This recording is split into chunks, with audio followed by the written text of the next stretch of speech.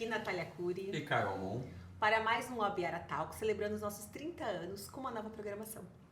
E hoje, para falar mais desse momento do mercado de alto padrão em São Paulo, recebemos ele, Silas. Seja muito bem-vindo, Silas. Obrigado. Vamos lá, vamos dar contar um pouquinho da nossa história, um pouquinho da nossa vivência e tentar aí trabalhar um pouquinho esse tema. Silas, a gente está muito feliz com a sua presença e para começar o nosso bate-papo, a gente quer saber quem é o Richard, antes do Silas. Bom, antes de entrar no mercado imobiliário, eu fiz faculdade de música, uma coisa que não tem nada a ver com o mercado imobiliário. Então, trabalhei durante uns 15, quase 20 anos com música, tanto na parte artística como dando aula, né? Então, meu irmão tinha meu irmão também é músico. Ele tinha uma escola de música e eu, né, trabalhava junto com ele dando aula, e a gente tinha alguns trabalhos, né, com algumas bandas que a gente trabalhava. Acabei depois direcionando meus estudos para a faculdade de música e fiz faculdade de violão erudito e fiquei vivendo né, com música durante muitos anos. Aí, só que assim, né, é muito difícil você viver de música no Brasil, né? Então, quando eu comecei a ficar um pouquinho mais velho, aí eu vi que não tinha como me manter e seguir em frente com essa carreira, e também acho também que nem tinha esse talento todo para seguir na carreira musical, né? E aí comecei, né, a buscar outras oportunidades, mas basicamente a minha adolescência até os 30 anos eu vivi de música, né, full time, né, vivendo de música mesmo. E você fora do mercado imobiliário, então, a gente ainda falando do Richard, o que você gosta, o que é a sua vida? Então, antes da gente falar de como você chegou no mercado, tudo, então, além da trajetória do lado de música, né, como que você veio parar nesse mercado, mas um pouco mais aí da pessoa. Então, assim, né, eu sempre fui muito ligado à parte musical porque eu comecei muito cedo, né, então os meus hobbies, né, as minhas recreações era trabalhar com música também, né, então trabalhei com muito tempo dando aula para criança, que isso foi bem legal para mim porque ativou um lado que depois, futuramente, acabei aplicando no mercado imobiliário. Então, trabalhar de forma lúdica, né, e buscando a sensibilidade, né, e esse contato com a criança, né, com crianças, me abriu algumas portas que depois, numa negociação de atendimento com o cliente, caíram algumas fichas que eu vi assim que... Né, você buscou nesse momento, se conectava, né, e aí momento. Você, né, começa a trabalhar. Mas... cara, foi uma adolescência muito voltada para a música, né? Então, assim, na minha cabeça, eu ia viver de música a vida inteira. Então, o viver de música já era um hobby também, né? E eu já buscava isso como uma forma de se manter também. Então, tive muito pouco contato com outras coisas, assim, que não seja música, né? Óbvio, né? Você vai lá, joga uma bolinha, tal, não sei o que, tal, mas tomando muito cuidado para não se machucar, né? Porque, imagina, você vai jogar bola, machuca a mão, você não pode tocar. Então, evitava muito qualquer outro tipo de atividade para preservar esse lado, né, da música, né? Mas é basicamente isso, viu? Não foi uma coisa que foi, assim... eu não busquei muitas experiências porque a música me satisfazia já. E hoje você ainda faz alguma coisa assim? Você vê, né, como que a vida é, né? Nada. Parece que esgotou, assim, né? Eu acho que eu vivi intensamente esse processo, e quando eu decidi largar e entrar no mercado imobiliário, foi mesmo um momento de ruptura, né? Então, eu meio que abandonei, assim... Nem no lazer, nem como lazer.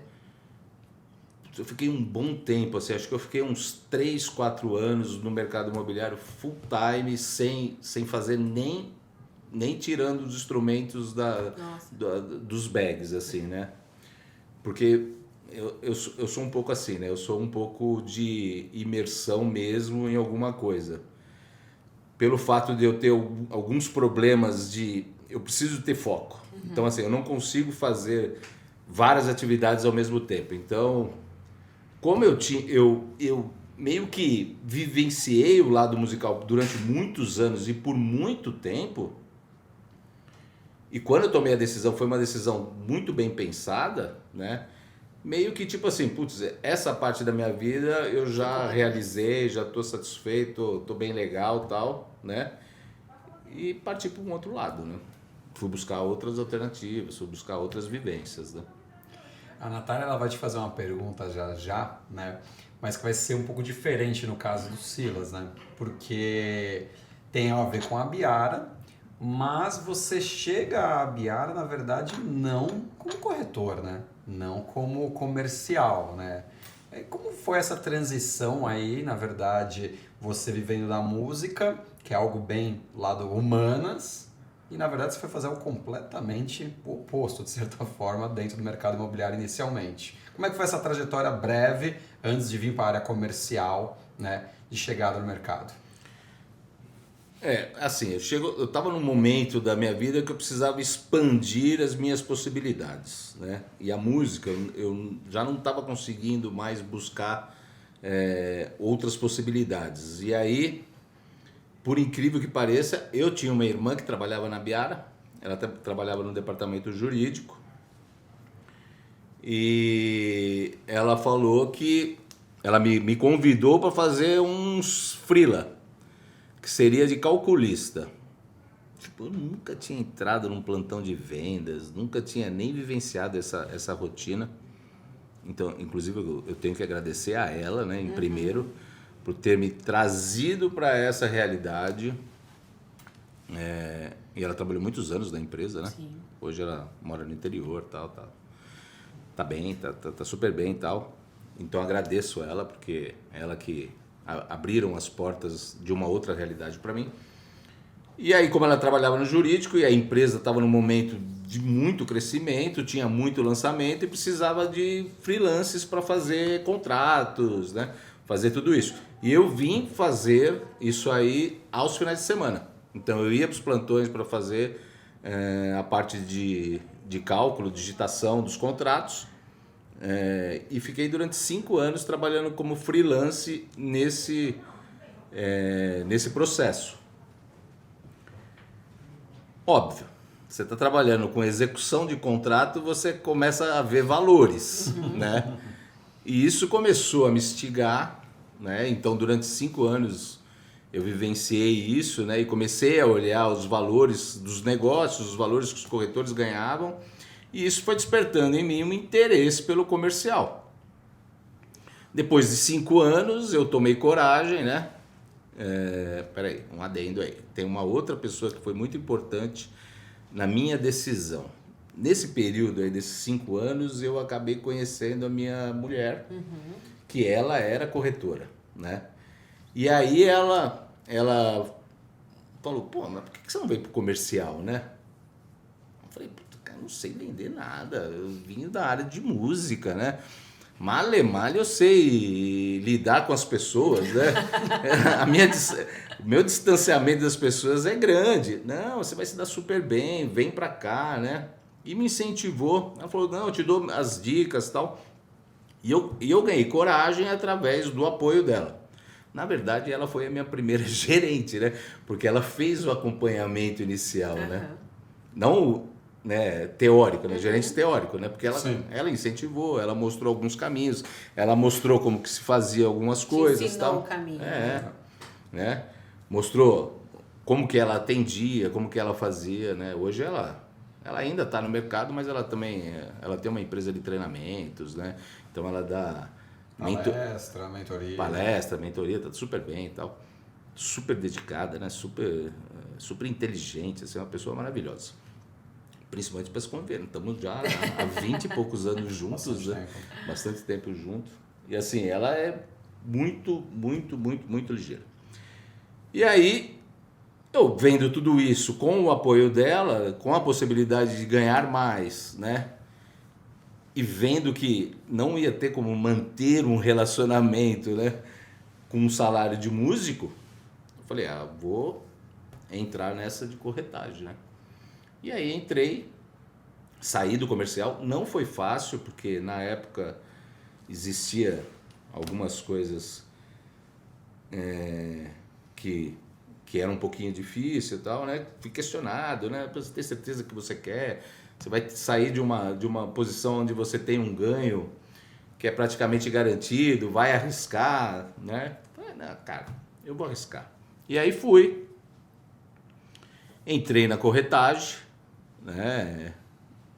E é engraçado, né? Porque como a minha irmã trabalhava na Biara e ela me viu pela primeira vez, quando ela me viu sentado na posição de um corretor, ela saiu para dentro do jurídico e começou a chorar, né? Tipo assim, o que eu fiz, né?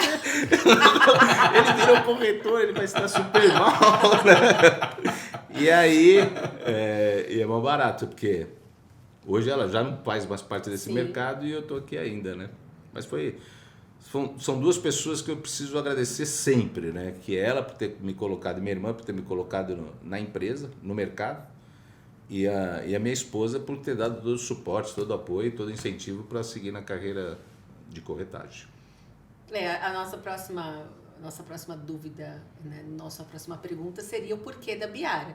Então, acho que foi por conta dessa influência na família, tanto da sua irmã quanto da sua esposa, né? Eu comecei na Biara no jurídico por causa da minha irmã, né? Eu não conhecia a minha esposa ainda. Eu conheci minha esposa... Você conheceu ela dentro da Biara? Não, olha que engraçado, não? né? Não. Até uma passagem interessante. Porque, putz, a Biara tinha, sei lá... 2.000, 3.000. Era muita gente, né? Que ano foi isso, Silas? Eu conheci ela em 2003. Que pergunta difícil de responder, né? Na verdade, a pergunta foi... Que pegadinha, hein? Na verdade, a pergunta foi quando você entrou na Biara pela sua irmã. 2001. Então, já era outra coisa, mas tá bom. Entrei em maio de 2001 na Biara. Em 2003, eu fui num aniversário de uma corretora, que por acaso era colega da minha esposa na época. E aí no aniversário eu conheci. E aí, mas tipo assim, você tá no meio. Você tá no meio de uma festa e tal. Eu fui lá conversar com ela, tudo bem e tal, não sei o quê. E conversando, você trabalha onde? Eu trabalho na Biara. Peraí, na Biara? Quem trabalha na Biara sou eu. Como assim e tal, não sei o quê. E aí a gente começou a conversar. E aí no outro dia. Nossa, é engraçado isso. No outro dia eu fui fazer um plantão de uma incorporadora e eu no jurídico, né? E aí eu fiquei o dia inteiro ligando para ela, né? Falando com ela no telefone e tal, não sei o quê. E à noite a gente se encontrou e aí nós iniciamos a nossa história. Mas o engraçado foi o seguinte, quando chegou a conta de telefone, porque o celular era uma paulada na época, a ligação, né? O incorporador veio e falou, meu, você ficou ligando quem é que usou o telefone desse jeito, né? Eu, obviamente... Foram os corretores, né? O pessoal tá ofertando. Esse cliente aqui. Os corretores ofertaram a semana inteira, né, em relação a isso. Mas tem ligaram pro mesmo cliente. Um cliente potencial. O importante é que você fechou a venda, né? A venda foi escriturada. Ô Silas, você, assim como eu, assim como a Natália, você sai da Biara em dado momento e volta, né? E um cara como você, que já está há 2 décadas no mercado, é um profissional de ponta, de destaque, então ofertas nunca faltaram, mesmo quando você decide voltar. Então a minha pergunta agora, na realidade, é por que você segue escolhendo a Biara? Porque hoje a Biara é a sua escolha. Primeiro porque assim, eu me sinto muito bem na empresa, né? Eu sou de uma época da empresa que a gente foi forjado sobre algumas características. E a gente traz isso dentro da gente, né? Quando eu saio da empresa, eu acho que eu saí em 2015, a crise do mercado imobiliário, né? E eu já era, né? Nessa época eu já era diretor da empresa. E aí houve uma reestruturação na empresa. E eu falei, putz, eu preciso de um tempo, né? E eu peguei 1 ano sabático, eu não fui trabalhar em nenhum lugar. Eu fiquei 1 ano sabático pensando, o mercado estava muito ruim, né? Sempre, óbvio, sempre em contato com as pessoas do mercado e tal. E eu falei, putz, eu vou aproveitar que eu tenho essa possibilidade, eu vou ficar 1 ano, né, sabático. Depois de 1 ano eu recebi um convite para ir para uma outra empresa E aí é engraçado, né? Um ano parece pouco tempo, mas é muito tempo no nosso mercado, né? E eu me senti um pouquinho desatualizado. Quando eu recebi esse convite da outra empresa, eu falei, não, eu volto, mas eu quero voltar como corretor. Eu saí da Biara como diretor. Eu já era diretor. Eu quero voltar como corretor porque eu quero me atualizar. Óbvio, a diretoria da outra empresa, não, você tá maluco, não sei o quê, não. Vamos arrumar um lugar para você. Eu falei, não, se for para voltar, eu quero voltar como corretor. Não, então monta uma equipe como gerente. Não, eu quero voltar como corretor. E aí acertei tudo para voltar como corretor, voltei como corretor, só que a minha trajetória de corretor nessa empresa durou 2 semanas, porque toda vez que eu ia trabalhar, eles não deixavam eu trabalhar. Pô, monta uma equipe e tal, não sei o quê. E aí durante 2 semanas eu não comecei, óbvio, vendo os corretores trabalhar e tal, e aí acabei aceitando o convite para montar uma equipe. Montei uma equipe, fiquei 1 ano acho que 1 ano e meio praticamente na outra empresa. E aí me aparece o convite novamente para voltar para a Biara. Cara, não pensei 2 vezes. Tipo, 0 dúvida, né? Eu sempre falo que eu sou a Biara Futebol Clube, em qualquer situação. É uma frase que eu uso bastante, eu sou a Biara Futebol Clube. Eu devo muito à empresa, né? Tudo que eu conquistei na minha vida foi através dessa empresa e assim, não tenho pretensão nenhuma de sair da empresa para trabalhar em outra empresa. Eu tenho pretensão de sair um dia da empresa, mas aí para me aposentar, né? Não para trabalhar numa outra empresa. Aqui eu tenho meus amigos, né? As pessoas que trabalham comigo são pessoas maravilhosas, né? Hoje a gente tem um clima maravilhoso dentro da empresa, né? É muito leve a gente trabalhar aqui. Então a gente lida, né, com a carga horária de trabalho, que é muita, mas com muita facilidade, porque está todo mundo imbuído de buscar um único objetivo, né? Então, eu sempre acreditei que uma empresa forte faz os profissionais que trabalham fortes, né? Então, tudo que eu puder fazer para que essa empresa esteja forte, para que todos que trabalhem na empresa estejam fortes também, eu vou fazer. Então, a escolha de se manter na Biara passa muito por isso, né? Eu trabalhei muito pouco tempo fora da empresa no mercado imobiliário, então o meu DNA inteiro é da empresa, então eu não vejo muito sentido estar em outro lugar nesse momento. Então aqui é minha casa mesmo, é aqui que eu gosto de estar e é aqui que eu quero ficar. Então você está feliz, né? Que é fundamental. Feliz, sempre feliz. Ô Silas, e conta pra gente como foi a sua primeira venda dentro da Biara? Ou talvez uma venda que você acha interessante contar pra gente, emblemática. Você fala assim, não, isso aqui é legal contar. Vamos contar a primeira venda. Eu acho que assim, o fato de eu ter trabalhado como departamento jurídico, trabalhando nos plantões aos finais de semana, porque eu só trabalhava no departamento jurídico de freelance aos finais de semana. Durante a semana eu continuava a minha carreira de músico, dando aula e tal, e aos finais de semana eu ia para os plantões. Então, eu tive muito contato com os corretores, né? Vendo os corretores trabalhar. E quando eu virei corretor, eu comecei a fazer o que se fazia na época, fazer um pirata, pegar um projeto antes do lançamento e fazer um pirata, que é uma antecipação de captação de clientes. E eu estava num projeto, fiz o pirata lá durante acho que 2, 3 semanas, que foi o tempo para abrir o plantão.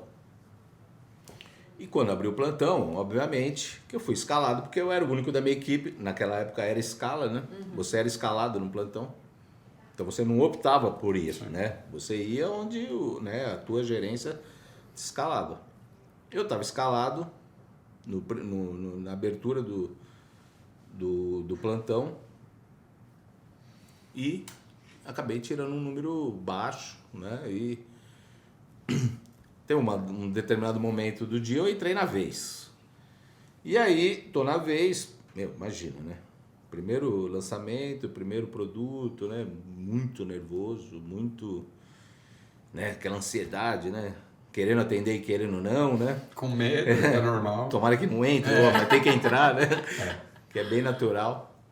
E aí entrou um casal, e esse produto que eu estava fazendo era um produto que ele era na divisa de São Paulo com Osasco, né? Entrou um casal e eu mostrei o decorado e tal, não sei o que e tal. Na hora que a gente foi para a mesa, A mulher do casal falou, atente a esse detalhe, ó, depois eu vou contar o porquê.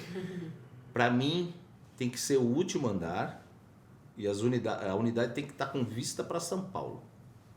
Falei, mas por quê? Porque é o seguinte, ele trabalha em Caieiras e quando a chuva vem de São Paulo, ela é muito forte. Então eu ligo para... Quando eu consigo ver que a chuva está chegando, eu ligo para ele, ele sai mais cedo e vem embora. Ah, legal. Mostrei todo o projeto e tal. O cara falou, ó, eu tenho mais um projeto para conhecer, que é na Carlos Weber, né? E eu vou... Depois eu tomo a decisão. Eu falei, mas peraí, não estou entendendo. Você trabalha em Caieiras, aqui você está a 25 minutos do seu trabalho, você vai pegar um projeto na Carlos Weber, você vai ficar mais meia hora para conseguir sair da Vila Leopoldina, para chegar até aqui, para depois mais meia hora para frente. O cara falou, não, é um projeto icônico, e realmente era na época, era um projeto que tinha 40 e poucos andares, né? Era muito... pra época, né? Então era muito... Tinha muita visita, todo mundo queria conhecer o projeto. Aí eu falei, não, tá bom, então vai lá conhecer. Me dá o seu telefone, né? Eu queria fazer a faca do cliente, né? Me dá o seu telefone. Aí o cara falou, eu não dou meu telefone para corretor. Nossa Senhora. Aí eu falei, mas por quê? Não, você vai ficar me enchendo o saco me ligando. Eu falei, não vou te ligar. Não dou o telefone. Eu falei, tá bom. Peguei o cartão, meu cartão, na época a gente trabalhava com cartão, né? Falei, isso aqui é meu telefone. Aí eu tava com o book aqui na mesa, aí o cara falou, posso levar o book? Eu falei, não. Esse book é pro cliente comprador ou pro cliente que deixa o telefone pro corretor. Aí ficou aquele meio clima, né? E o cara foi embora. E eu falei, putz, esse cara vai voltar, eu não tenho a faca, ele vai cair no plantão, eu não vou conseguir nem o 50. Fiquei esperando o cara até 9 horas da noite e tal, o cara não voltou. No domingo eu estava escalado em outro lugar. Aí, meio-dia, tal, o cara me ligou. Tudo bem? Tudo bom. Ó, eu tenho uma proposta para fazer. Aí eu falei, ó, proposta a gente não lida por telefone, a gente não trata por telefone, é só no plantão. Tá bom, eu tô indo para lá. Só que eu tava a 1 hora de distância. Eu falei, não dá para ser assim. Eu tô com um cliente agora agendado para os próximos 15 minutos. Eu consigo te atender às 2 horas da tarde. Aí o cara falou, então tá bom, às 2 horas eu tô lá. Peguei minhas coisas e fui pra lá. O cara chegou 5 para as 2 do plantão, entrou no decorado, aí começou a ver os defeitos do decorado, né?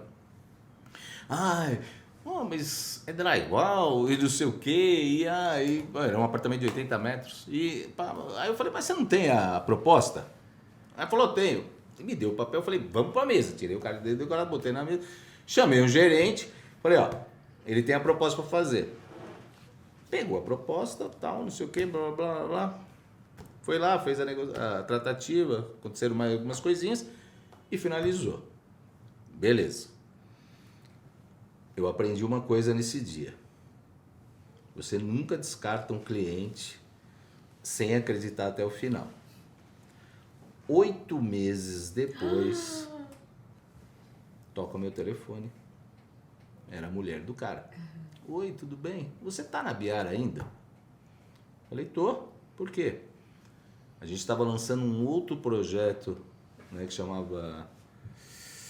não lembro o nome. Mas era um apartamento maior, que era próximo, e ela falou, sabe o que é? Nós fomos visitar o projeto, e eu falei, nossa... Tomei. Que filho da... Tomei, né? Mas não tava na casa o projeto, ou estava na Tava casa? na Biara. Na casa. Mas não foi com ele. Mas eu, na minha cabeça, o cliente comprou, não vai comprar mais nada. Comprou apartamento, esquece. Não, nós fomos visitar, só que o corretor que nos atendeu não soube passar as informações direito. Falei, não, fica tranquila. Que hora que vocês querem ir lá? Aí você consegue hoje? Consigo, tal. Então vamos marcar hoje à noite? Vamos, é um dia de semana. Fui para lá, o produto já tinha feito alguns plantões. Na hora que eles entraram para conhecer o projeto, fui mostrar a maquete, aí tava falando tal, não sei o quê. Eu falei, não. para vocês não pode ser essa torre. Para vocês tem que ser essa torre com Porque essa você prumada lembrou. aqui, né? Ah, por quê? Porque essa prumada está com vista para Pra São cair. Paulo e aí a senhora vai conseguir ver a chuva chegando E e vai avisar. conseguir avisar. Eu não acredito que você lembrou Legal. disso. Lembrei, mas não teve nem negociação. Foi a frase que fez a venda. Que legal. A venda fluiu tão fácil. E aí eu aprendi duas coisas. Preste muita atenção no que teu cliente fala, Sim. né? Observe as reações, as ações e as respostas do seu cliente. E outra coisa, nunca abandone um cliente, mesmo que esse cliente tenha comprado alguma coisa. E a partir daí eu deixei de abandonar os clientes e sempre que via um lançamento, independente se o cara tinha comprado ou não, ligava, ofertava, né, e trazia esse cliente. Então a minha primeira venda, na verdade, ela foi uma escola, que me mostrou um monte de coisas, né? Eu tinha 20 dias de corretagem quando eu fiz a minha primeira venda, né? E imagina, acostumado com salário de músico, na hora que eu peguei a minha primeira venda, eu falei, meu, achei o meu lugar aqui, né? É aqui que eu vou Chegou em ficar. casa, quebrou os violões. Né? É aqui que eu vou ficar. E depois de 10 dias eu fiz a segunda venda. Então, assim, no meu primeiro Mês eu fiz 2 vendas e eu ganhei mais do que eu tinha ganhado o ano inteiro como músico. Aí eu falei, cara, Aqui é o meu lugar mesmo. muito né? obrigado, a música é maravilhosa, mas o mercado imobiliário te dá outras possibilidades, né? Agora, pode falar uma verdade, hein? Quando a mulher te ligou 8 meses depois, falou essa questão que eles foram visitar, você deve ter pensado, mas seu marido não dá telefone para corretor, né? Dessa vez ele não deu o telefone. E o pior é que ela foi atendida por um amigo meu, né? Que eu esperei fechar, quando eu fechei eu falei, que ele era chinês, né? Eu falei, eu chamava ele de japonês, que ele ficava louco, porque ele era chinês. Eu falei, ô japonês, deixa eu te falar, você não conseguiu fechar pro meu cliente, hein? Você não sabe onde nasce o sol aqui? Ele ficou louco. Hoje ele mora na Califórnia. Você sabe, Natália, ouvindo o Silas falando, né? Me lembrou uma coisa também, que isso é bacana para quem está começando na profissão também, saber que é perfeitamente normal. Que é isso, você no início, no primeiro atendimento, então nem se fala, mas isso pelo menos para mim perdurou um pouco mais, talvez para você não.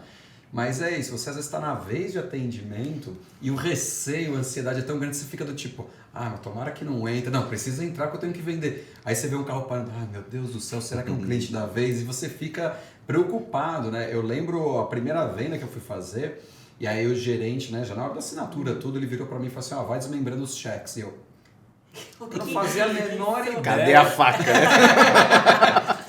Um moleque com 21 anos, você acha que eu tinha preenchido um cheque na vida que eu nem sabia direito nada, né? E com vergonha ainda de falar, eu lembro que eu peguei o cheque, falei, só um instantinho que eu já volto, eu fui na secretária e falei assim, o que é desmembrar cheque? Como que faz isso? Eu lembro de um atendimento que eu fiz, né? Aí o gerente já estava do meu lado. O cliente perguntou assim, se eu der tanto, quanto que fica? Eu peguei HP e fiquei 2 mais 2, 2 mais 2, 2 mais 2, 2 mais 2. Eu não fazia a menor ideia de quanto ficaria. Aí eu falei, eu tenho até vergonha de falar pra você, eu não vou te falar. Aí o gerente falou, não, mas deixa que eu falo. Que ele se ligou, né? Que ele viu fazendo 2 mais 2, 2 mais 2.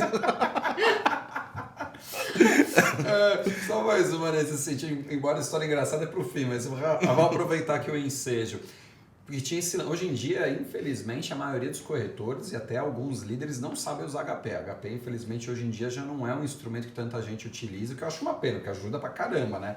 Mas aí, eu sou de humanas também. Então, eu lembro a primeira vez que me deram um HP na mão, mas eu não sabia absolutamente, tem que apertar o Enter e depois, apanhava. E aí me ensinaram a fazer a conta do financiamento. Então eu aprendi ali a fazer a conta, mas eu não entendia a conta, eu só aprendia a fazer a sequência. Aí eu lembro uma hora que eu fiz aqui, vai dar tanto, né, pro cliente, aí o cliente, mas qual taxa você usou? Pera. Aí eu peguei e falei assim, a de mercado. Aí ele falou, mas quanto? Não, aqui mas vai dar tanto. Ele falou, você não sabe qual taxa você tá usando? Eu não sabia. Eu sei que eu apertei o N, o I. Uma vergonha danada. Mas vamos lá, já entrando um pouquinho aqui no nosso tema central, inclusive, e aí a gente até tem que falar um pouco de trajetória para chegar nesse ponto, porque hoje você é um cara aí reconhecido no mercado também pela habilidade, pelo trato com clientes de alto padrão, né? E eu queria que você falasse um pouquinho, né, desse mercado, aí uma introdução, depois a gente vai falar algumas outras coisas, porque para muitas pessoas de fora, e às vezes até alguns clientes mesmo do alto padrão, sempre acha que, o preço já chegou no limite, e 2, mas andou vendendo tanto que agora já passou a onda. Mas o que a gente sente é que São Paulo isso é uma constante, né? Não é que é uma fase que o alto padrão está vendendo, né? É algo que é constante. Como é que é isso aí, Silas? Fala um pouquinho pra gente essa questão, por favor. O mercado do alto padrão ele é um mercado à parte, né? Na verdade. Você tem... É um mercado um pouco nichado, né? Você tem um público muito específico, muito seleto, né? Um público que sabe o que quer, que busca as novidades, né? Que entende muito, né? Então, é um mercado que ele é à parte, embora ele seja um mercado que vai ser um mercado motivador para aceleração de preço dos outros segmentos, né? Então, o mercado, na verdade, o mercado de alto padrão é uma esponja, né? Ele vai puxando para cima. Houve, da época que eu comecei, né, para agora, né, mudou muito o mercado de alto padrão, né? Até no conceito do tipo de cliente que busca, né?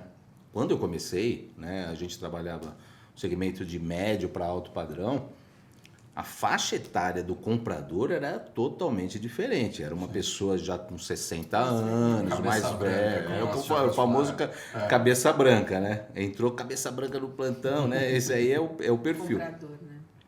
Porque é um cara que já tinha uma trajetória profissional estabelecida, né? Ele já tinha construído todo um sucesso profissional. Isso demandava mais tempo do que demanda hoje. E esse era o perfil do cliente. Então, para esse cliente era muito importante o quê? Localização. Ele precisava ter... O mercado era muito voltado para a localização, né? Então, bairros como Jardins, Vila Nova Conceição, uma parte de Moema, né? Eram os bairros muito procurados, né? A região do Parque de Ibirapuera, porque era a localização que todo mundo buscava, né? Porque o conceito de alto padrão passava por localização. Hoje ainda a localização é muito importante, mas não é o tema, é o único tema, né? Hoje, como a faixa etária diminuiu, né? Hoje você tem pessoas de 35, 40 anos comprando apartamentos de alto padrão, porque as pessoas hoje elas chegam nos objetivos profissionais e financeiros mais rápido, né? Porque o mundo é outro, né? A velocidade do mundo é outra. Então, existem alguns conceitos que são importantes para esse tipo de perfil de cliente, né? Então, não basta só a localização. O projeto precisa entregar outras coisas, né? Então, precisa entregar muito de tecnologia, que é um público muito ligado à tecnologia, né? Basicamente, os projetos e os incorporadores precisam ter certificações, né? Então, ESG é meio que constante, os caras questionarem se não tem, né? Especificação do próprio projeto, né? Lead Gold Well, né? Então essas coisas precisam ser apresentadas para o cliente, né? E uma fachada bioativa, né? Que traz o conceito da natureza para dentro, né? do projeto, né? Para trazer bem-estar, saúde, né? Tudo isso é colocado na mesa. Parte de wellness dos últimos 2 anos principalmente ficou muito forte. Sim, também, né? Parte de segurança vinculada a uma internet redundante, né? Que você precisa ter um aplicativo. Hoje tem alguns projetos que tem um aplicativo específico para o projeto, que ele rastreia onde está o morador, né? Através da geolocalização. Quando ele está chegando em casa, ativa a luz, ativa som, ativa climatização, né? Ativa a segurança, né? Tudo isso trabalhando em conjunto sem você precisar fazer nada. Tudo isso somado, né? Você traz isso para algumas regiões de São Paulo. É uma visão muito particular. Eu acho que cada um tem uma visão, né? Estou longe de querer ser aqui o grande conhecedor, mas na minha visão, eu vejo ainda o eixo da Faria Lima como o grande potencial, só que expandindo algumas áreas, né? Eu vejo Pinheiros entrando muito forte nisso, Eu vejo o eixo aqui da Nova Faria Lima entrando muito forte nisso, né? Então, projetos que vão buscar esse tipo de cliente, que é um cliente mais... O cara é mais novo, o cara é mais antenado em outras coisas, né? Então, são outros valores, né? Não só localização. Agora, em relação à possibilidade de crescimento, eu não vejo ainda a luz no fim do túnel, não. Eu vejo o mercado muito expandido. Se você pegar, né, você vê, tem uma migração de investidores estrangeiros porque você começa a ter projetos vinculados a outras marcas. Então, com coautoria, né? Então, você pega projetos com marcas, né, que trazem esse capital estrangeiro, que para o cara é muito barato. Né? O mercado de São Paulo, ainda comparado com Londres, dólar, com Nova York, é muito barato. Né? Então, esse tipo de cliente traz o recurso até para como investimento, né? E poder expandir também. E tudo isso, né, no meu ponto de vista, a gente está ainda arranhando a pontinha do iceberg. Tem muito para crescer, né? Agora, tudo isso é muito legal. Por quê? Toda essa tecnologia aplicada, né, todo esse conceito, né, esse conceito de ver diferente, tecnologia, isso vai ser aplicado, né, num curto prazo, no médio para alto, né? Então todo o mercado se beneficia. É como se fosse uma Fórmula 1, né? O alto padrão. Sim. Fórmula 1 você tem todas as... Você que gosta bem de Fórmula 1, você pode falar até melhor que eu, né? Mas você tem toda a tecnologia da Fórmula 1 depois colocada no mercado de automóvel, né? Exatamente. E é a mesma coisa, né? O alto padrão é isso, né? Ele inaugura conceitos de preço também em regiões, ele traz conceitos de preço diferenciados, traz tecnologia diferenciada, tecnologia construtiva, né? Certificação dos envolvidos, tudo isso, e isso vai tornando que o mercado seja cada vez mais profissional e cada vez mais atenda o cliente de uma forma mais efetiva, né? Tudo isso, numa cidade como São Paulo, que é a maior cidade do Cone Sul, ainda a gente tem muito potencial de crescimento, né? Não só no segmento de alto padrão, mas no segmento de médio, né? A gente tem uma demanda defasada demais, a gente não consegue produzir o número de unidades suficientes para atender a demanda, né? O mercado ainda é muito pequeno, então você tem ainda um mundo a ser explorado no mercado imobiliário, né? E aí a gente tem ainda uma trajetória muito longa ainda, né? E se você estudar mercados imobiliários de outras regiões, de outros países, né, você vai ver que a gente ainda está muito abaixo de tudo que já foi feito, né? Então a gente tem ainda uma esteira gigantesca. Isso é fundamental para quem está no mercado, para quem está entrando no mercado agora e para quem está pensando em entrar. Sim.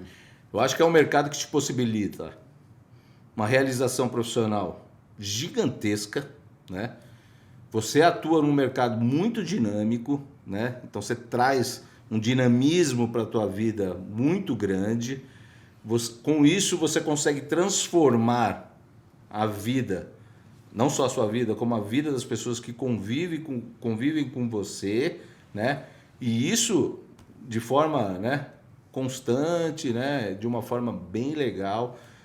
Assim, eu sou apaixonado pelo mercado imobiliário, assim, né? Eu acho que se eu não tivesse feito faculdade de música, eu teria feito alguma coisa relacionada a isso. Porque depois que eu conheci e depois que eu vi todo o potencial que te entrega isto, né? E você precisa só de dedicação, né? Você sabe que de outras pessoas que tiveram aqui nesse podcast, né?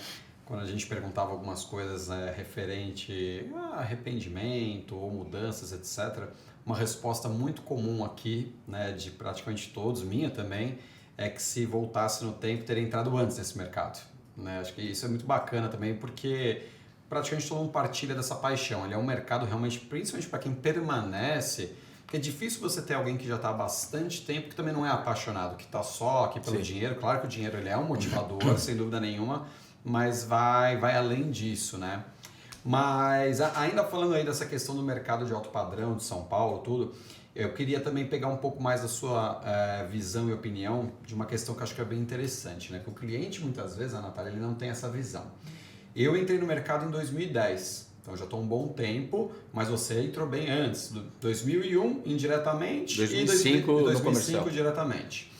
E aí, então você pegou uma fase onde você tinha metro quadrado, vamos colocar assim, né? Moema a 6, 7 pau o metro, você pegou, por exemplo, Vila Nova Conceição, vai a 12 provavelmente, nem 15, Jardim Europa também essa faixa. E na época com certeza já tinham clientes pensando que tinha chego ou no limite ou que estava muito próximo. Só que o que a gente vem vendo no mercado são crescimentos exponenciais. Hoje a gente tem aí lançamento, por exemplo, Vila Nova Conceição, 60 pau metro, né? Então, eu queria ver de você se isso realmente sempre foi assim, que é muito a minha sensação, né? E se isso também é um dos pontos que te faz enxergar dessa forma que você comentou, de que esse crescimento ele é contínuo, não tem muito como você voltar atrás. Tá no começo também, né? Eu acho que, como todo mercado, ele vai se adaptando, né? Eu sempre usei um exemplo que o mercado, para mim, é um ser vivo, né? Ele vai se transformando e a gente precisa se transformar junto para acompanhar, né? E fazer o cliente entender as transformações, né? Antigamente, o cara chegava num plantão e aí, que nem os corretores hoje falam, antigamente era mais fácil, né, de vender. Nossa, né, tinha mais clientes, tinha menos corretor, né? Lê do engano, né?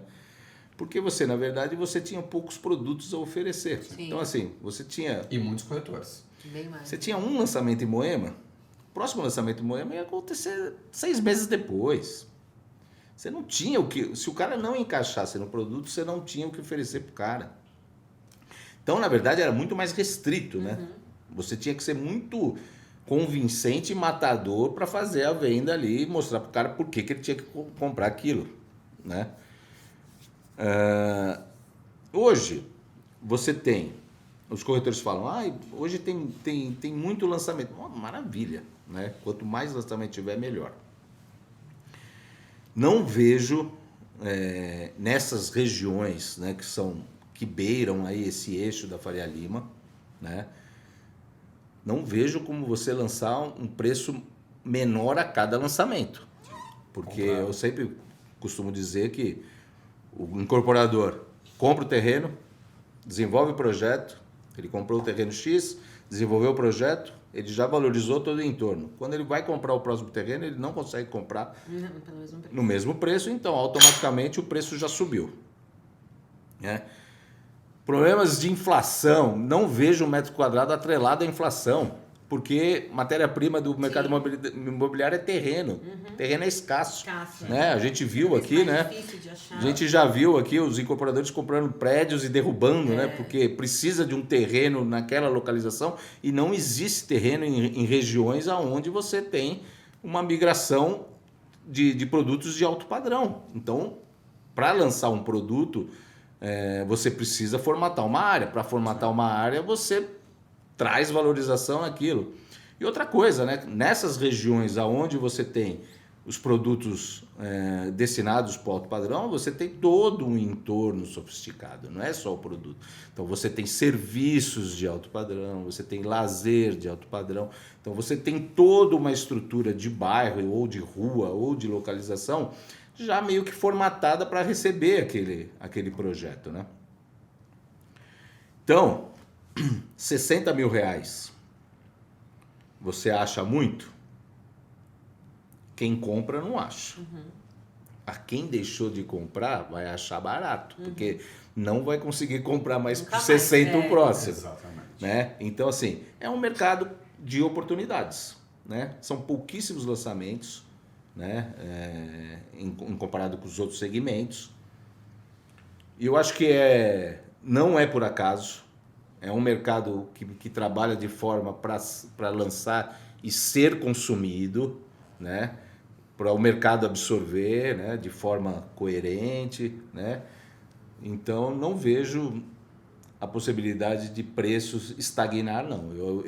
Nem de uma desaceleração, né? Não consigo enxergar isso.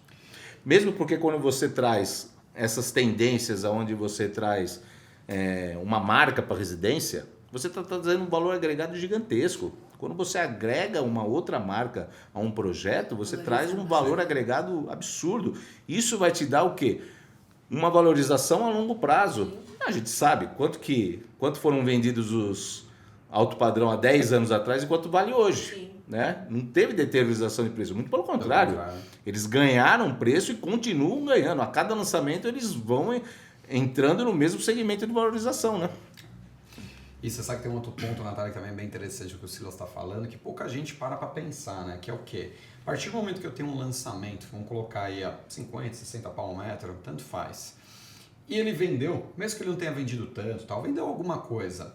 O terrenista já vê o terreno dele com outro preço, né? Porque ele fica sabendo quanto que está vendendo, leilão, automaticamente ele fala, opa, o meu terreno vale mais. Então não tem como, né? E você também tem um timing, porque o incorporador ele adquire o terreno, só que para ele capitalizar em cima disso é pelo menos um ano. Sim. Que é o tempo de desenvolver o projeto, fazer as aprovações, tudo, né? Então, e nesse meio tempo você teve o quê? O custo da construção seguiu aumentando, porque o custo da construção ele segue aumentando sempre, né? Agora, Silas, uma outra coisa ainda nesse assunto que eu queria que você falasse um pouquinho pra gente, que é também um outro ponto, um outro fator que faz com que esses preços sigam subindo, que é uma demanda também muito grande, que muita gente não acredita que existe, mas ela existe e ela é bem forte, que é do público de investidores, né? Que você também tem aqueles investidores institucionais também, que eles preferem esse tipo de ativo e até como você falou, enxergando algumas tendências, né? Até colocando aqui um ponto a mais para você falar um pouquinho da tua visão, a gente tem hoje ali na região, né, da Chucre Zaidan, um novo polo tecnológico de São Paulo, então um novo polo tecnológico aí da América Latina. E é incrível, eu tive recentemente no Shopping Morumbi, por exemplo, você já via há algum tempo, né, um público oriental chinês, bastante, só que o que me surpreendeu mais nas últimas idas é o quê? Indianos, porque é uma mão de obra especializada, né? E eles estão começando a vir muito. A gente fala muito também desse tipo de investidor que compra, às vezes, pensando no famoso expatriado, né? Isso tem também bastante, né? Alugar para empresas, etc. Como é que é a tua visão nesse ponto, né? Os investidores, eles continuam, então, com um apetite também muito grande? Você vê, né? Eu acho que era 2007... Eu tinha um cliente que ele só trabalhava com alto padrão, ele só comprava alto padrão e ele não comprava apartamento com menos de 7 vagas. Já pensando neste público, né, que ele tinha, na época ele tinha um contrato com uma empresa e essa empresa estava em franca expansão no país, traziam os executivos para o Brasil, para trabalhar no Brasil e já alocavam os imóveis dele. Igual a ele, a gente já atendeu um monte aqui, né? Então, tem muita gente que trabalha nesse segmento. Se a gente pegar um dos lançamentos que nós fizemos, que foi o Parque Global, que é um sucesso estrondoso, né? A gente viu isso, né? Pessoas comprando um apartamento de 330 metros para investir, para locação, ou para fazer uma flipagem, né? Mas existe esse segmento bem forte mesmo de locação no alto padrão para expatriados, né? Você tem muita gente migratória do Brasil que vem para São Paulo, né? O mercado financeiro funciona aqui, né? Conheço no meu prédio, olha, eu não moro no alto padrão, obviamente, né? Mas altíssimo. Mas, por exemplo, acho que no meu prédio deve ter uns 15 moradores que são do Rio de Janeiro. Que eu moro aqui no entorno aqui. Então, se você pegar esses imóveis assim que tem uma centralização, uma localização, né, e nesses bairros que são bairros, eu costumo falar que esses bairros são bairros do Brasil, não são bairros de São Paulo. Sim. Você fala Jardins em qualquer lugar do Brasil, todo mundo conhece. Se falar Moema, todo mundo conhece. Se você falar região da Faria Lima, todo mundo conhece. É um bairro nacional, são regiões nacionais. Esse público, ele está buscando isso, né? A cidade é uma cidade muito grande, São Paulo é muito grande, né? Então, para quem vem de fora, ele precisa estar num trecho menor da cidade, aonde está perto do trabalho dele, então ele precisa se locomover pouco, né? Então, tudo isso. Mas eu também acredito na região da Shukri Zaidan. Eu acho que ali, aquele entorno ali, ele vai ter uma expansão muito grande, né? Uma verticalização Sim. muito grande, né? Tem muito espaço para crescer. Então é uma região que tende a ter um crescimento e quem chegar agora tem um ganho maior, porque pega o começo da expansão e aí começa a valorização, né? Silas, você falando um pouco da sua trajetória, você citou que o mercado te trouxe muita coisa, né? Te trouxe conquista, trouxe realizações.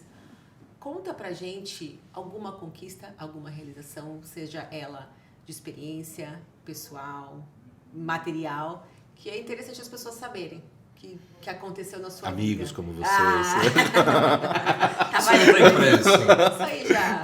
Mas aceita a proposta. Não, tudo que eu tenho de conquista financeira foi no mercado imobiliário. O apartamento que eu moro hoje eu comprei quando eu era corretor, né? Então eu fiz toda a trajetória, na verdade, né, direitinho. Quando eu entrei no comercial, corretagem, depois virei coordenador, depois virei gerente e depois, posteriormente, diretor. Em todas essas fases que eu tive ganhos que me possibilitaram ter conquistas de crescimento. Mas eu acho que isso é o menos importante. Na verdade, o que eu conquistei, né, eu sempre fui uma pessoa muito tímida, né? Quando eu falei para minha mãe que eu ia virar corretor, minha mãe começou a chorar. Falou, mas pelo amor de Deus, você não vai vender nada na sua vida, você é muito tímido. E o fato de eu ter conseguido, o fato de ter a possibilidade de trocar de nome, para mim foi uma bênção, porque eu pensei, eu analisando, eu sou uma pessoa que analiso demais, né? Eu penso muito e até esses dias eu estava pensando, eu fui uma criança um pouco diferente, porque eu lembro de pequeno, as crianças brincando e eu na mesa escutando meu pai conversar com outras pessoas, né? Porque eu queria aprender, eu queria, né, vivenciar outro tipo de conhecimento. Meu pai era uma pessoa muito inteligente, embora tenha tido uma escolaridade muito baixa, um leitor assim absurdo, né? Lia 3, 4 livros por semana. Nossa. Então, assim, muito inteligente, morreu muito cedo, morreu com 46 anos. Nossa, muito novo. Né? Então, assim, são as referências que você vai trazendo para a tua vida. E sempre eu pensei, né, quando eu comecei a atuar como corretor, eu percebi o seguinte: o fato da faculdade, da minha vivência de música, me trouxe umas possibilidades que me abriram portas. Eu comecei a enxergar que preço do metro quadrado, pé direito, localização, tudo isso era importante, mas era secundário. Porque a gente está falando de humano, de humanidade, né? Então, assim, a relação humana, ela era mais importante. Então, a sensibilidade que eu trazia dos meus anos de música conseguia fazer com que eu filtrasse o cliente, eu escaneasse o cliente e buscasse, na condição humana dele, mostrar para ele que ele ia fazer o melhor negócio, não porque o metro quadrado era X, Y, Z, não porque o pé direito era tanto, entendeu?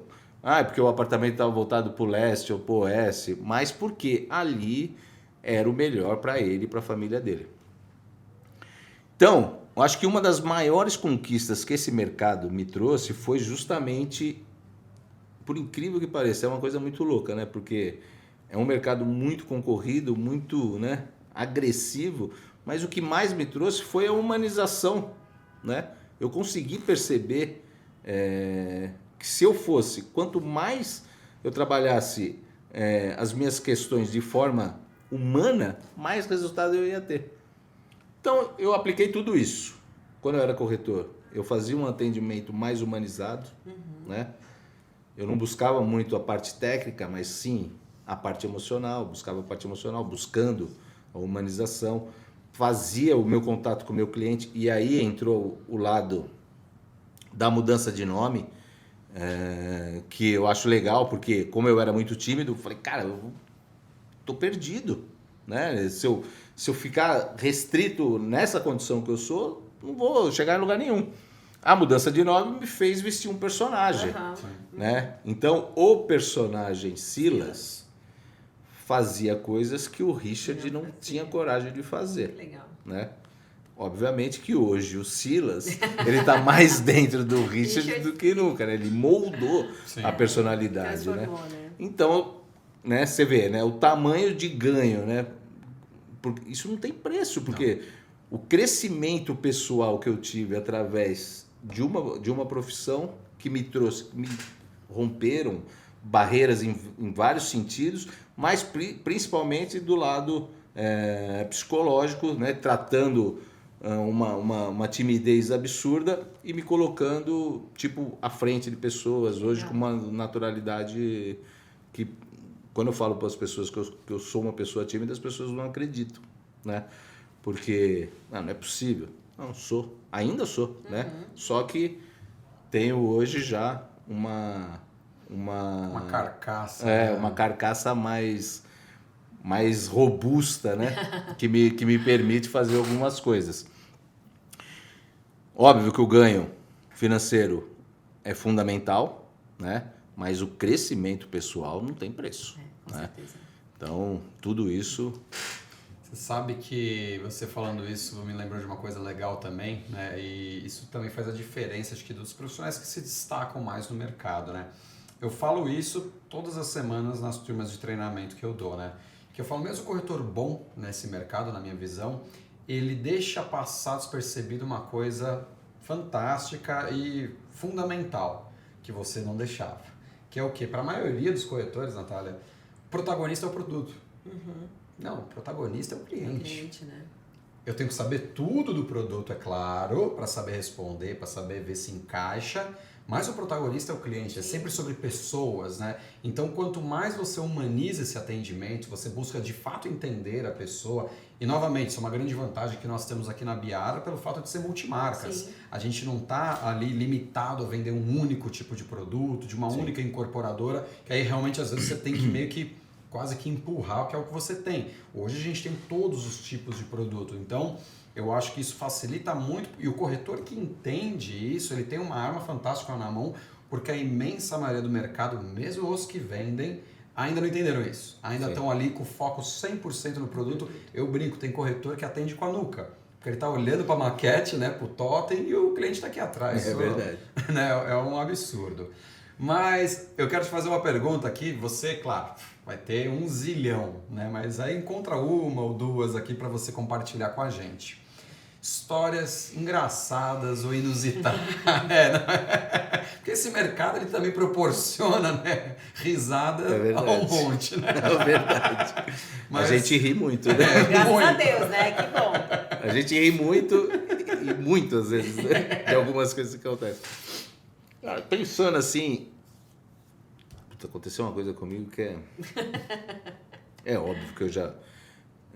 às vezes o corretor, né, que está iniciando, ele não consegue entender que as vendas serão perdidas, né?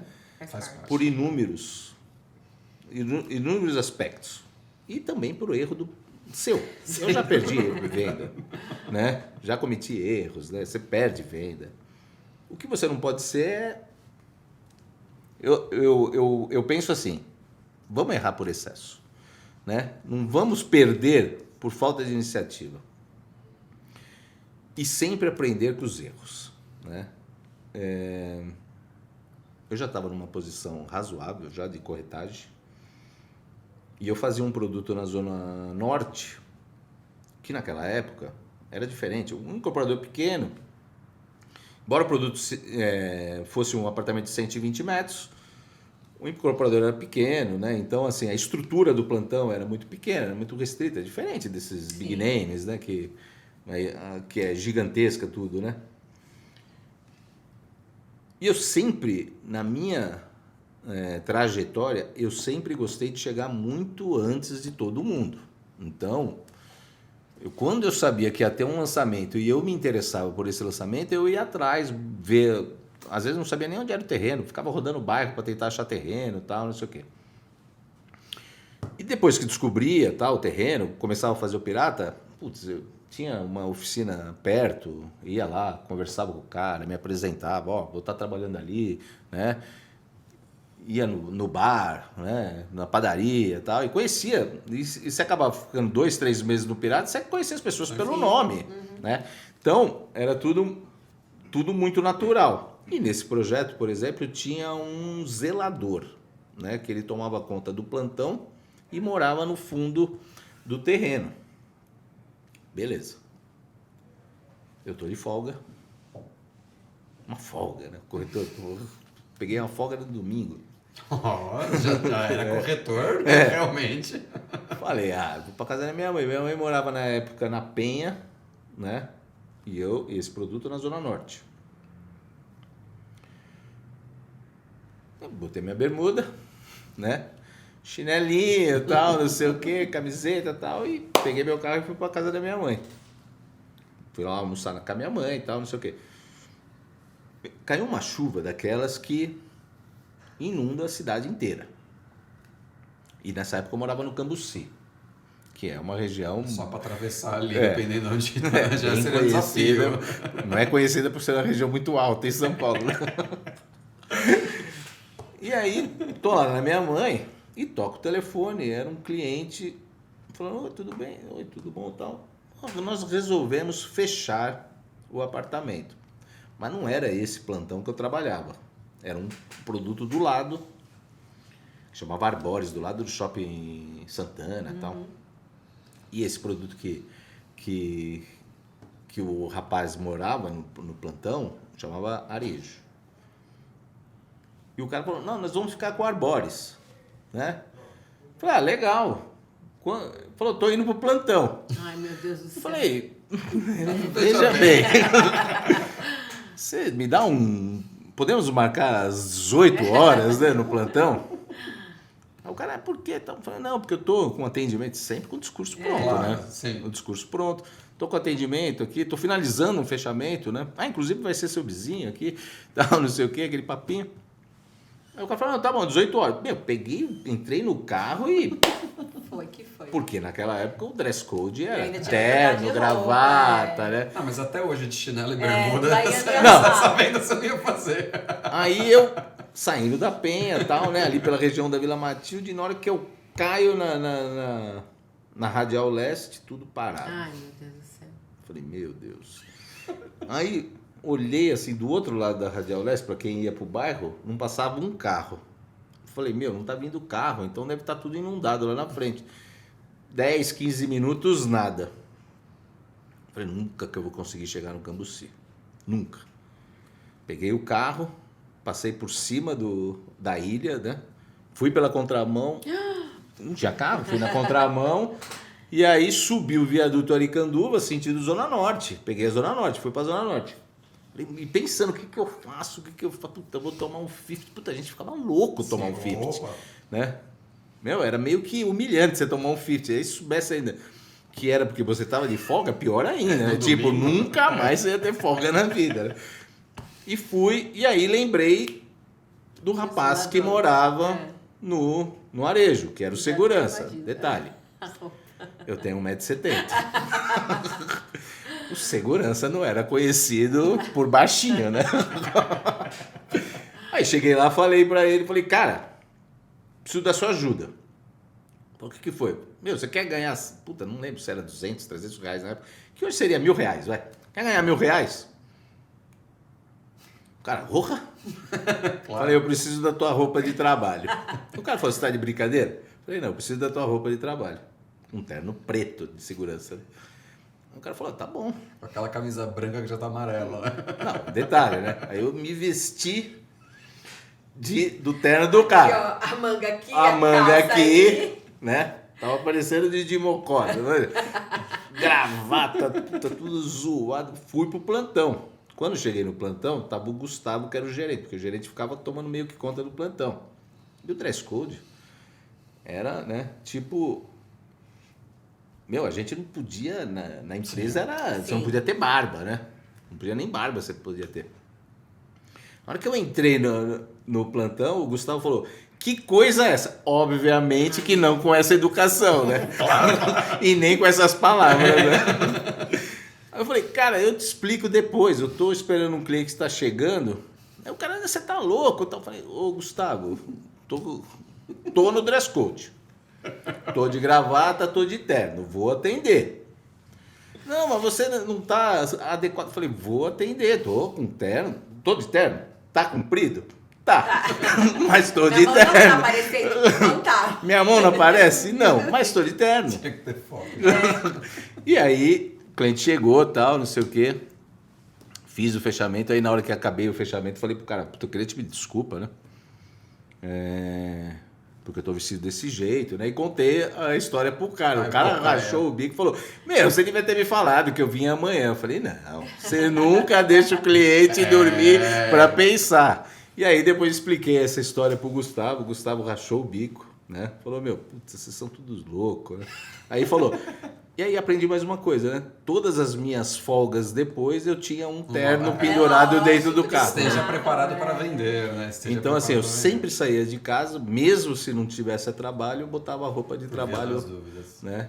Então foi muito engraçado. Essa foi boa mesmo. Você sabe, eu tenho uma curta com você. Bom, tem várias, né? Mas essa daí talvez você não vá lembrar, né? Pior que é vergonha, tem que admitir isso, assim, rede nacional. Mas tudo bem, estamos aqui para isso também. Estava eu, coordenador do Vitipiranga, né? E aí o Silas é o diretor, tudo mais. Beleza. E aí, foi um momento que o lançamento tinha sido meio que um fiasco, tal, a gente não tava bem. Então era um momento de tensão, vamos dizer assim. Aí tava lá todo mundo, tava os diretores, tava a Alice. E aí, para dar uma motivada no pessoal do plantão, falaram para ir comprar uns frangos. Vai lá comprar uns galetos com polenta, essas coisas, né? Porque tem o negócio de frango lá perto. Tá bom, né? Aí, então vai lá comprar, toma meu carro e vai. Eu falei, qual que é o seu carro? O Silas? Não, tá o carro, tá bom, tá ali na rua. Aí eu fui, né? Nunca tinha dirigido aquele veículo, inclusive. Quando eu entro... O freio de mão eu não achava de jeito nenhum, porque acho que era de puxar. No pé. No pé, E eu lá procurando, eu falei assim, O que eu fui fazer? Eu falei assim, eu não posso passar uma vergonha dessas, né? Do tipo, cara, meio menino ainda. Eu falei assim, olha lá, o moleque não sabe nem tirar o carro dali. E eu pensando, eu falei assim, puta, vou ter que ligar e perguntar. Tipo, a humilhação da humilhação. Não sei se você lembra disso, eu tive que ligar pra você. Não lembro. Aí você já explicou, né? Também usando... Talvez umas palavras um pouco diferentes, mas o bobo. Ainda mais vocês dois. Não foi bem essa. Mas eu lembro, essa daí me marcou que eu falei, puta vergonha. Eu tenho uma passagem interessante também, engraçada. Quando eu era gerente, eu estava atendendo, fazendo um fechamento, na verdade, de um alto executivo do Café Melita. O cara, chato. Pensa num cara chato. Tudo o cara questionava, tal. Sabe, aquele cara que ticava cláusula por cláusula do contrato. E ia explicando. O cara questionava, a gente explicando. A mulher do cara, toda hora que eu olhava pra mulher do cara fazia... Nem ela aguentava mais o cara, né? E aí explicava. E aquilo se arrastando, né? Tipo, tem algumas dúvidas que ok, mas agora tem dúvida que não faz o menor sentido, né? Tipo, até acho que é um pouco de insegurança do cliente em fechar o negócio e tal. E aí o cara, né, vendo a insatisfação geral, né, dele, da família, do corretor, do gerente que estava na mesa, né? Ele chegou uma hora e falou assim, eu tenho uma dúvida só mais. Aí ele falou assim, como que é o público que vai morar nesse condomínio? Por quê? Eu não quero colocar minha família em qualquer lugar. Era um apartamento de quase 200 metros, 190 metros. Aí eu olhei assim, eu respirei, olhei para ele assim e falei assim, eu sei que você trabalha na Melita, mas aqui o público é seleto.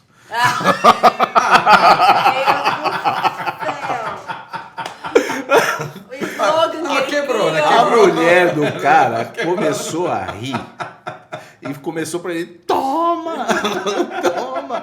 O cara não fez mais nenhuma pergunta. Ele assinou o contrato, pegou o apartamento e ó. Muito bom. O cara levantou a bola, né? Pediu, Mas você já né? tava com isso na cabeça, vai ter que usar isso em algum momento, tenho que usar, porque não dá pra pensar assim Meu. do nada, vai. Eu acho que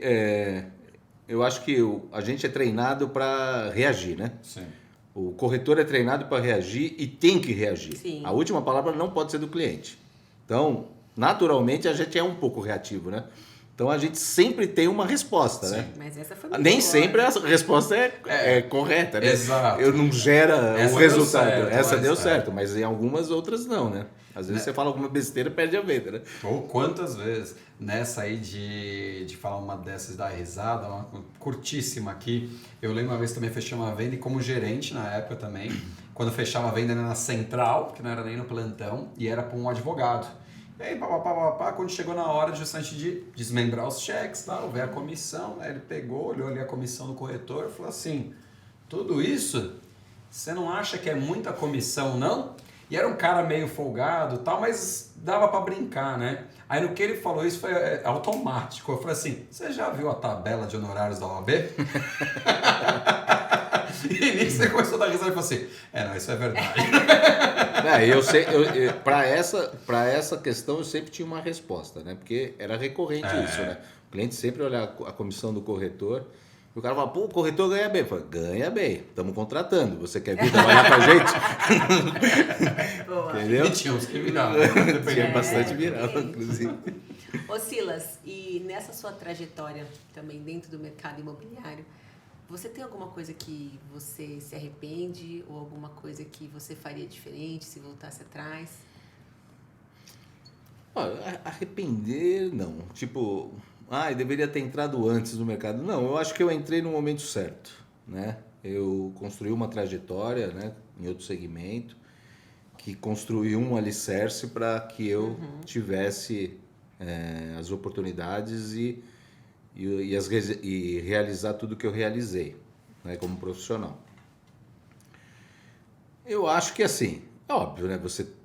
Uma hora que você perde uma venda, que você chega em casa e fala, meu, por que eu falei aquilo, né? Putz, mas...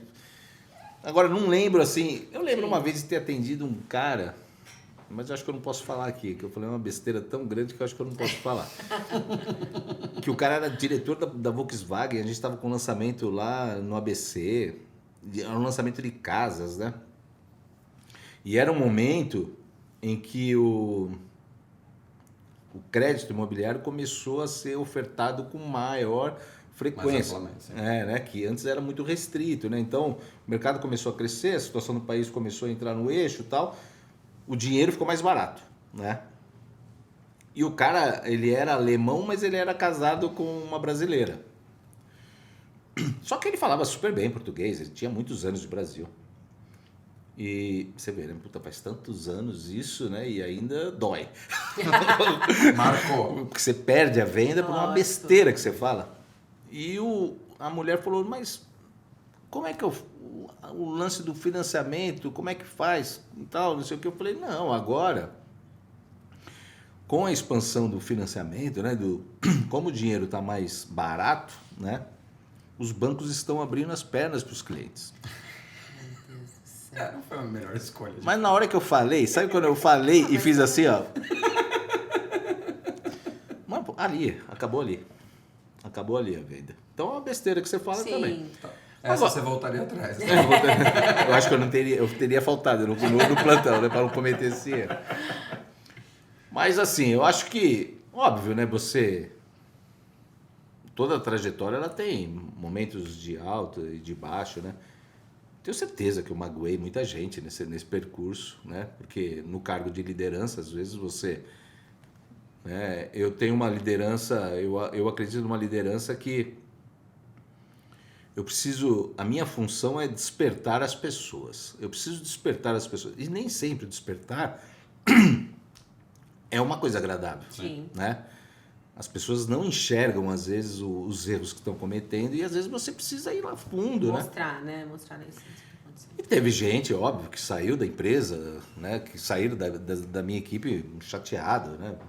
Que um monstro, não sei o quê, né? Mas, assim, eu penso, se eu conseguir fazer com que a pessoa enxergue uma possibilidade e através desse toque, ou dessa alternativa que eu criei, ele consiga buscar algo diferente, tá valendo, ele pode me odiar, não tem problema. Mas às vezes a gente passa um pouco do ponto, né? Porque a gente vive a gente se cobra pressão, demais, né? Acho que a cobrança é mais interna, né? Sim, A gente se cobra demais. Então a gente busca muito resultado, né? E às vezes as pessoas não estão na mesma vibe que a gente em buscar resultado, né? Então, às vezes existem atritos, né? Às vezes desnecessários, né? Então você acaba magoando uma pessoa ou outra e tal. Mas assim, não tem assim nenhum... Um super arrependimento. Deveria ter entrado antes. Não, eu entrei no momento certo. Em 2015, quando eu entrei no sabático, acho que foi o momento certo. Né? Eu pude respirar, né? Quando eu voltei, o fato de ter iniciado novamente como corretor, né? Vivenciado ali, fazer sorteio, essas coisas, né? Escutar de novo a conversa, né? A corretagem ali, né? O sotaque do corretor, para mim foi super importante. E nenhum arrependimento de ter aceitado o convite de volta para a Biara, nenhum mesmo, né? Tipo, feliz da vida, super feliz.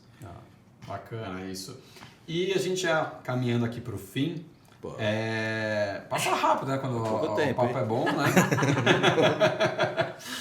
Eu queria que você deixasse aqui alguma dica ou um recado para quem está iniciando nessa profissão. O que você deixaria aí para essas pessoas?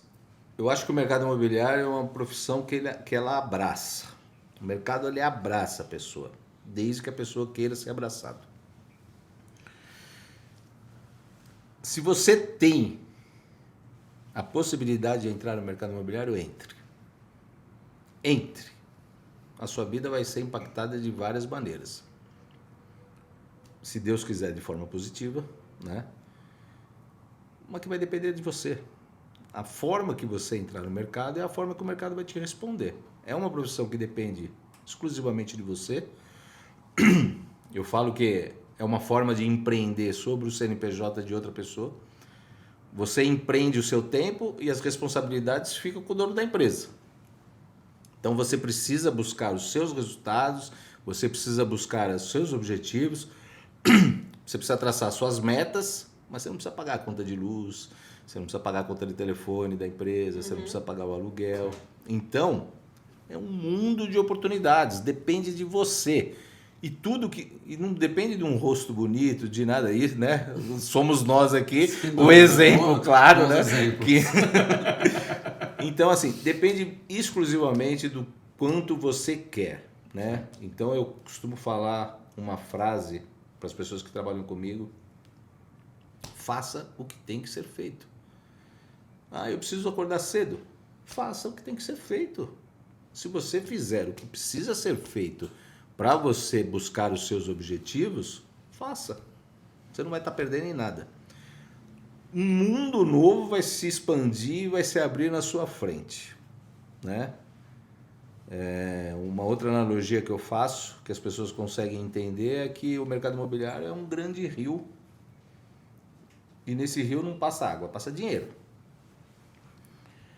Se você entrar nesse rio com as mãos, você vai pegar um pouquinho de dinheiro. Se você entrar com um balde, você vai pegar um pouquinho mais. Se você pegar uma caixa d'água e entrar no rio, você vai pegar muito dinheiro.